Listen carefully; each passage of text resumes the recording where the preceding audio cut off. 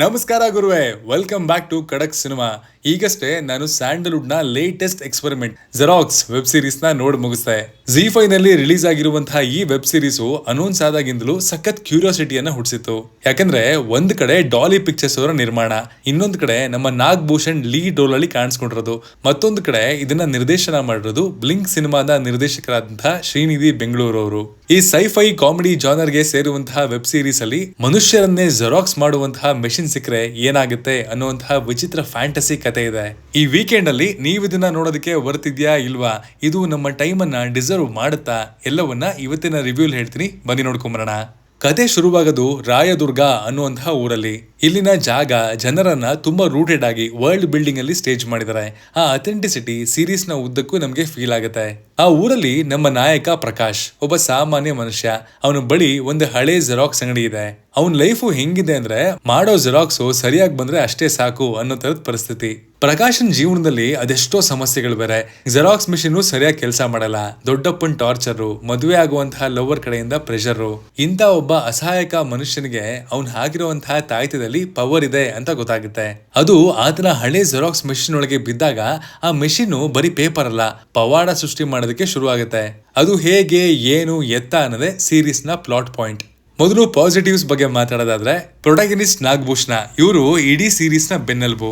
ಆ ಗೊಂದಲದ ಮುಖ, ಹಳ್ಳಿಯ ಮುಗ್ಧತೆ ಮತ್ತು ಕ್ಲೋನ್ ಆದಾಗ ಬರುವಂತಹ ಆ ಡೆವಿಲಿಶ್ ಬಾಡಿ ಲ್ಯಾಂಗ್ವೇಜು ಅದ್ಭುತ. ಜೊತೆಗೆ ಅವ್ರಿಗೆ ನ್ಯಾಚುರಲಿ ಬಂದಿರುವಂತಹ ಆ ಕ್ವಿರ್ಕಿ ಕಾಮಿಡಿ ಟೈಮಿಂಗು ಎಲ್ಲವೂ ಆನ್ ಸ್ಕ್ರೀನ್ ಪ್ರಕಾಶ ಅನ್ನುವಂತಹ ಪಾತ್ರಕ್ಕೆ ಚೆನ್ನಾಗಿ ಬ್ಲೆಂಡ್ ಆಗಿದೆ. ನಾಯಕಿಯಾಗಿ ಪಾಯಲ್ ಚಂಗಪ್ಪ ಕೂಡ ನೀಟಾಗಿ ಅಭಿನಯಿಸಿದರೆ ಪ್ರಕಾಶನ ಮೇಲೆ ಇವರು ಹಾಕುವಂತಹ ಪ್ರೆಷರ್ ನಮ್ಗೆ ರಿಯಲ್ ಲೈಫ್ ನ ನೆನಪು ಮಾಡಿಸುತ್ತೆ. ತುಂಬಾ ಮೇಕಪ್ ಇಲ್ಲದೆ ಆದಷ್ಟು ಸೆಟಲ್ಡ್ ಆಗಿ ರಿಯಲಿಸ್ಟಿಕ್ ಆಗಿ ಸ್ಕ್ರೀನ್ ಮೇಲೆ ಕಾಣಿಸ್ತಾರೆ ಕೂಡ. ಇನ್ನುಳಿದಂತೆ ಓಂ ಪ್ರಕಾಶ್ ರಾವ್, ತುಕಾಲಿ ಸಂತು, ಮಂಜು ಪಾವ್ಗಡ ಮುಂತಾದವರು ತಮ್ಮ ತಮ್ಮ ಪಾತ್ರಕ್ಕೆ ಒಳ್ಳೆ ಜಸ್ಟಿಸ್ ಅನ್ನ ಕೊಟ್ಟಿದ್ದಾರೆ. ಇಲ್ಲಿ ಟೆಕ್ನಿಕಲ್ ಆಸ್ಪೆಕ್ಟ್ಸ್ ಬಗ್ಗೆ ಮಾತಾಡೋದಾದ್ರೆ, BGM ಸೀರಿಯಸ್ ನ ಮಿಸ್ಟರಿ ಮೂಡ್ ಅನ್ನ ಕಾಪಾಡುತ್ತೆ. ಕಾಮಿಡಿ ಸೀನ್ ಗಳಿಗೆ ಒಂಥರದ ಮ್ಯೂಸಿಕ್ ಇದ್ರೆ, ಸೈನ್ಸ್ ಫಿಕ್ಷನ್ ಸೀನ್ ಗಳಿಗೆ ಬೇರೆಯದ್ದೇ ಟೋನ್ ಇದೆ. ಇದನ್ನ ಚೆನ್ನಾಗಿ ಬ್ಯಾಲೆನ್ಸ್ ಮಾಡಿರೋದು ನನಗಿಷ್ಟ ಆಯ್ತು. ಇನ್ನು ಸಿನಿಮಾಟೋಗ್ರಫಿ ಮತ್ತು ಆರ್ಟ್ ಡಿಪಾರ್ಟ್ಮೆಂಟ್ ವಿಷಯಕ್ಕೆ ಬಂದ್ರೆ, ಲಿಮಿಟೆಡ್ ಬಜೆಟ್ ಅಲ್ಲಿ ಮಾಡಿದ್ರು ರಾಯದುರ್ಗದ ಗಲ್ಲಿಗಳು, ಆ ಹಳೆಯ ಜೆರಾಕ್ಸ್ ಅಂಗಡಿಯ ಡಾರ್ಕ್ ಲೈಟಿಂಗು, ಊರಿನ ದೇವಸ್ಥಾನದ ಏಸ್ಥೆಟಿಕ್ಸ್ ಎಲ್ಲವೂ ಚೆನ್ನಾಗಿದೆ ಅಂಡ್ ಚೆನ್ನಾಗಿ ಕ್ಯಾಪ್ಚರ್ ಕೂಡ ಮಾಡಿದ್ದಾರೆ. ಕತೆಗೆ ಬೇಕಾದ ಒಂದು ಮೂಡಿ ಫೀಲು ಇಲ್ಲಿದೆ. ವಿಜುವಲ್ ಎಫೆಕ್ಟ್ಸ್ VFX ಬಗ್ಗೆ ಮಾತಾಡೋದಾದ್ರೆ, ಇಲ್ಲಿ ನಾನೊಂದು ಮಾತು ಹೇಳಲೇಬೇಕು. ಬಜೆಟ್ ಮಿತಿ ಇರೋದ್ರಿಂದಾಗಿ ಹಾಲಿವುಡ್ ರೇಂಜ್ಗೆ VFX ನಿರೀಕ್ಷಣೆ ಇಟ್ಕೋಬೇಡಿ. ಕೆಲವು ಕಡೆ ಕ್ಲೋನಿಂಗ್ ಸೀನ್ಗಳು ಸ್ವಲ್ಪ ಆರ್ಟಿಫಿಷಿಯಲ್ ಅಂತ ಅನ್ಸುತ್ತೆ. ಆದ್ರೆ ಒಬ್ಬ ಕನ್ನಡಿಗನಾಗಿ ನಮ್ಮಲ್ಲಿ ಇಂಥ ಪ್ರಯತ್ನ ಆಗ್ತಿರೋದನ್ನ ನಾವು ಮೆಚ್ಚಬೇಕಲ್ವಾ. ಹಾಗಾಗಿ ಇದ್ರ ಬಗ್ಗೆ ಜಾಸ್ತಿ ನಾನು ಮೆನ್ಷನ್ ಮಾಡ್ತಿಲ್ಲ. ಡೈರೆಕ್ಟರ್ ಶ್ರೀನಿಧಿ ಬೆಂಗಳೂರು ಕಥೆಯನ್ನ ಎಲ್ಲೂ ಜಾಸ್ತಿ ಕಾಂಪ್ಲಿಕೇಟ್ ಮಾಡಿಲ್ಲ. ಸೈನ್ಸ್ ಫಿಕ್ಷನ್ ಅಂದ ಕೂಡಲೇ ಮ್ಯಾಥ್ಸ್, ಫಿಸಿಕ್ಸ್ ಅಂತ ತಲೆ ಕೆಡಿಸ್ದೆ ಸಿಂಪಲ್ ಆಗಿ ಮನುಷ್ಯನ ಆಸೆಯ ಬಗ್ಗೆ ಕತೆ ಹೇಳಿದ್ದಾರೆ.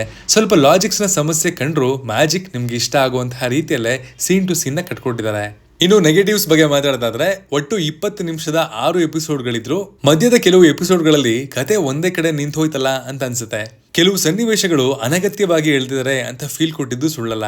ನನಗೆ ಇಲ್ಲಿ ಸ್ವಲ್ಪ ಬೆಟರ್ ಆಗ್ಬೋದಿತ್ತು ಅಂತ ಅನ್ಸಿದ ವಿಷಯ ಅಂದ್ರೆ, ಸೀರೀಸ್ ಕಾಮಿಡಿಯಲ್ಲಿ ಗೆಲ್ಲುತ್ತೆ ನಿಜ, ಆದ್ರೆ ಎಮೋಷನಲ್ ಸೀನ್ಗಳಲ್ಲಿ ಅಷ್ಟಾಗಿ ಪ್ರಭಾವ ಬೀರಲ್ಲ. ನಾಯಕನ ಸಂಕಷ್ಟಗಳು ಅಥವಾ ಅವನ ಪ್ರೀತಿಯ ವಿಚಾರಗಳು ಅಷ್ಟಾಗಿ ಇಲ್ಲಿ ನಾಟಲ್ಲ. ಕ್ಯಾರೆಕ್ಟರ್ಗಳ ಜೊತೆಗೆ ನಾವು ಎಮೋಷನಲಿ ಕನೆಕ್ಟ್ ಆಗೋದು ಇಲ್ಲಿ ಸ್ವಲ್ಪ ಕಷ್ಟ ಆಯ್ತು. ಸೀರೀಸ್ ನ ಮೊದಲ 3-4 ಎಪಿಸೋಡ್ಗಳಲ್ಲಿ ಬಿಲ್ಡ್ ಅಪ್ ಮತ್ತು ಕುತೂಹಲ ಚೆನ್ನಾಗಿತ್ತು. ಆದ್ರೆ ಕತೆ ಮುಕ್ತಾಯ ಆಗುವಂತಹ ರೀತಿ, ಕನ್ಕ್ಲೂಷನ್ ಇದೆಯಲ್ಲ, ಅದು ಅಷ್ಟು ಕನ್ವಿನ್ಸ್ ಮಾಡ್ಲಿಲ್ಲ.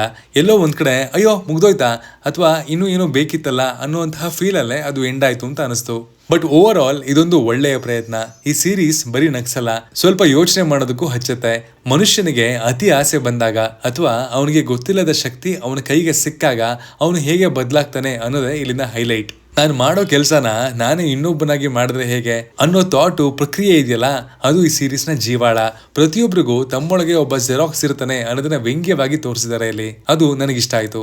ಕಡಕ್ ಆಗಿ ಹೇಳೋದಾದ್ರೆ, ಇದೊಂದು ಡೀಸೆಂಟ್ ವಾಚ್ ವೆಬ್ ಸೀರೀಸ್. ಇವರು ಈ ಕಾನ್ಸೆಪ್ಟ್ ತಗೊಂಡಿರೋದಕ್ಕೆ ನನ್ನ ಕಡೆಯಿಂದ ಒಂದು ಮೆಚ್ಚುಗೆ ಕೊಡ್ಲೇಬೇಕು. ನೀವು ಡಿಫ್ರೆಂಟ್ ಕಾನ್ಸೆಪ್ಟ್ ಅಥವಾ out of the box concept ಗಳನ್ನ ಇಷ್ಟಪಡೋದಾದ್ರೆ ಮತ್ತು ನಾಗಭೂಷಣ್ ಅವರ ಕಾಮಿಡಿಗೆ ನೀವು ಫ್ಯಾನ್ ಆಗಿದ್ರೆ ನಿಮ್ಗೆ ಈ ಸೀರೀಸು ಡಿಸಪಾಯಿಂಟ್ ಮಾಡಲ್ಲ ಅಂತ ಹೇಳ್ತೀನಿ. ಇದಾಗಿತ್ತು ಜೆರಾಕ್ಸ್ ವೆಬ್ ಸೀರೀಸ್ ನ ರಿವ್ಯೂ. ನೀವೇನಾದ್ರೂ ಈ ಸೀರೀಸ್ ನ ನೋಡಿದ್ರೆ ನಿಮ್ಗೆ ಏನ್ ಅನಿಸ್ತು ಅಂತ ಕಮೆಂಟ್ ಮಾಡಿ ತಿಳಿಸಿ. Signing off, Manu.